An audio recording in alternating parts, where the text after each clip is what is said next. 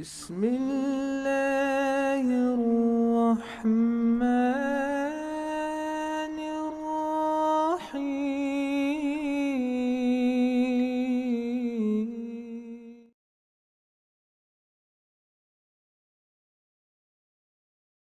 بسم الله الرحمن الرحيم إن الحمد لله وكفى والصلاة والسلام على رسوله المصطفى وعلى عباده الذين ارتضى ومن بهداهم اهتدى وبآثار أهل المدينة اقتفى وبعد فالسلام الله عليكم ورحمته تعالى وبركاته. I'd like to deal with a question that has been posed for quite some while now, and that is of the beard. That what is the ruling, or is it permissible to have a beard which is trimmed from the sides, or perhaps like this, which may be called a goatee or an uthnoon in Arabic as they called it classically, or just perhaps trim your beard to quite an extent where it's just quite small and all round in that manner. Is that actually permissible? And I'd just like to clarify that today with you bi'idhnillah. So first of all, I'd like to say that this is permissible. This is not haram. Okay, I do recognize that there is a difference of opinion amongst the ulama. I am not negating that difference. I am not saying that nobody is entitled to follow those other opinions. You're absolutely welcome to do so. That is your choice.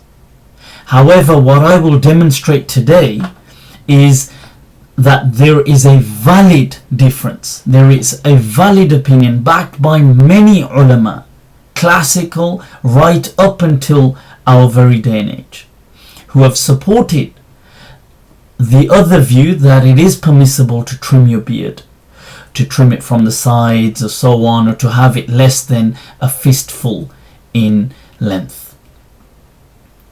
So just to clarify, so before I proceed, I'd once again, if anybody who hears this or watches this response and feels like saying, yes, but so-and-so sheikh has said that no, that is wrong and it must be a fistful and here is a hadith to prove it.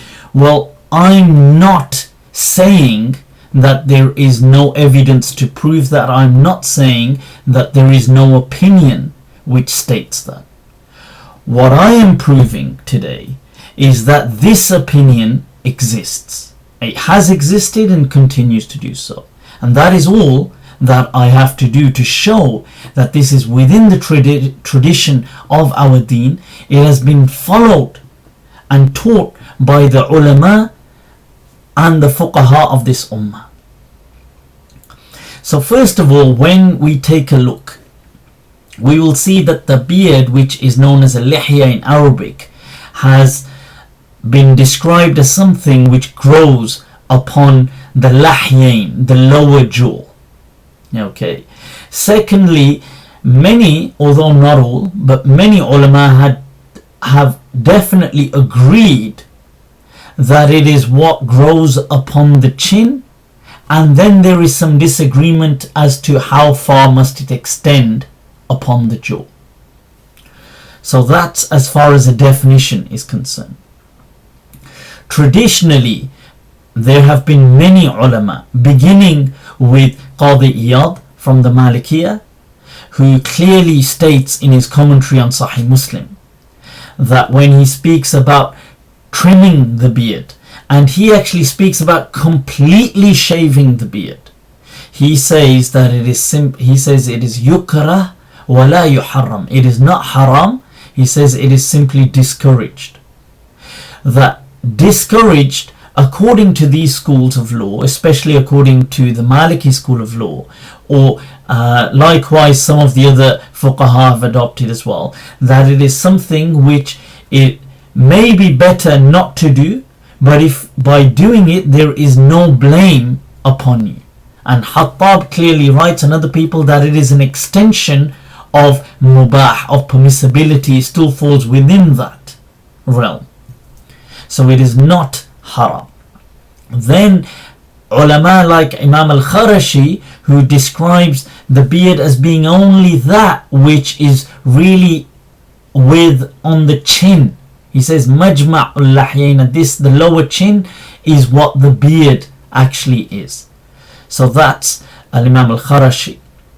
Then we have many other ulama, even from the other schools of law. So for example, Imam al-Nawawi, al-Rafi'i, Ibn Hajar al-Haytami, al-Ramli, many of these ulama have all written very clearly that it is not haram to trim or even shave, but especially to trim right down the beard. They've not considered it haram. They've clearly said it is simply makruh.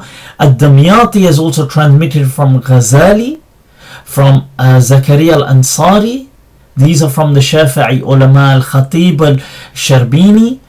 In fact, Al-Ghazali, Imam Al-Ghazali, Abu Hamid Al-Ghazali, goes to the extent to say it's actually mubah, it's not even makruh to trim your beard almost right down to just, you would say, just above a stubble almost. And you see that continuing right through to several ulama, right, that have come after, right up until our very day and age.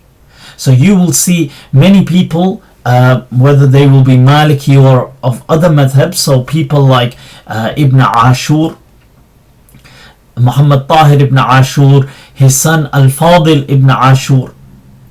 You will see Kamaluddin Al-Ju'ayyat, the great Mufti of Tunisia, his father Muhammad Al-Aziz Al-Ju'ayyat, the great Sheikh of Al-Azhar Muhammad Al-Khadir Hussein, in fact, who was clean shaven. Kamaluddin Ju'ayyat himself had a small goatee, as you will see. You will see many ulama like Muhammad al-Nayfar, the great Maliki scholar. You will see Shaykh like Salim Buhajib, people like the Shaykh of Al-Azhar, Ali Jad al-Haq, Muhammad al-Shaltut, Yusuf al-Qardawi, in our day and age, Shaykh Atiyah Saqar,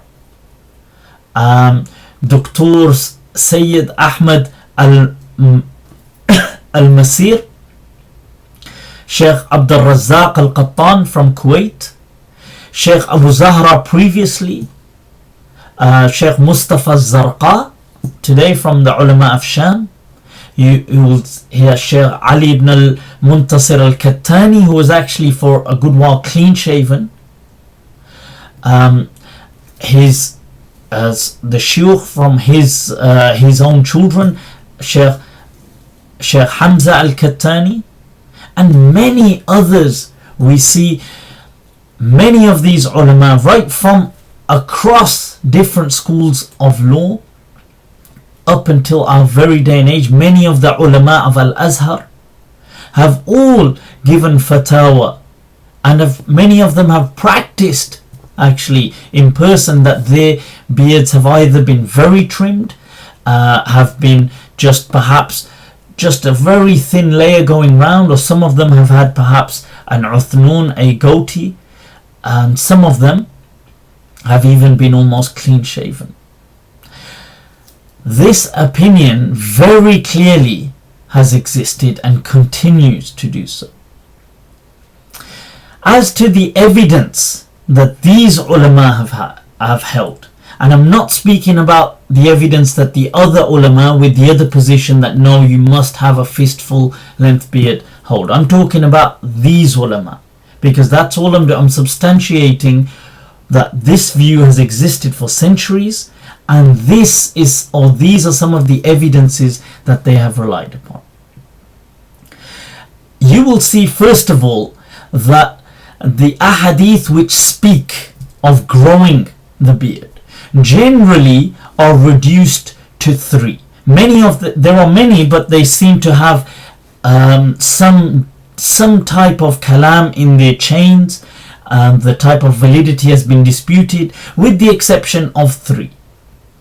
The hadith of Ibn Umar, of Abu Hurairah radiallahu anhu, and Abu Umama Al-Bahili. And these 3 ahadith, they all contain 2 commands. One is a'fu anil luha, that to kind of, or there's a variation of wording, waffirul luha, a'fu anil luha, quite commonly used, to a'fu i'fa al-lihya, which is commonly interpreted as growing the beard, wa ihfa'u sharib, and trimming right down the mustache. This is what is found in these 3 ahadith. Okay. Now, we find something else in each one of these 3 ahadith. So, for example, the hadith of Ibn Umar, which is in Bukhari, it is in Sahih Muslim, that the Prophet ﷺ said, Khaliful mushrikeen, that be different to the mushrikeen, that do i'fa'ul lihya and ihfa'ul sharib. We see the hadith of Abu Hurairah, which has been transmitted in the Musnad of Ahmad, that the Prophet ﷺ said, Khaliful majus, that be different to the majus, to the Zoroastrians, that trim the tash right down, or trim the tash and release the beard, or i'fa'ul lihya, which is commonly, and I'm saying commonly because one of the linguistic definitions of i'fa is actually to trim, which may come as a surprise to many people. The hadith of Abu Umama Al-Bahili is that the Prophet ﷺ, he comes out to where many people are sitting, and then he says to them in some of the wordings that waffiru athaninakum, and in fact in this hadith, which is in the Musnad of Ahmad, the word uthnun is used, which is a goatee, and the Prophet ﷺ said, let that be, and be different to the Ahlul Kitab. So first of all, we've got 2 things here. One, that there is a combination between the mustache, between the tash and the beard. Okay, so the sharib and the lihya, in all 3 of these ahadith. Secondly, we have a qaid, a type of stipulation saying, be different to the Jews and the Christians, or the majus, or the mushrikeen. Now, many people have interpreted this to mean that it is an obligatory command, a mandatory command. But we see quite differently from other ahadith. So let me take you to a few other ahadith that share, or that bear a resemblance to this from the differing perspective.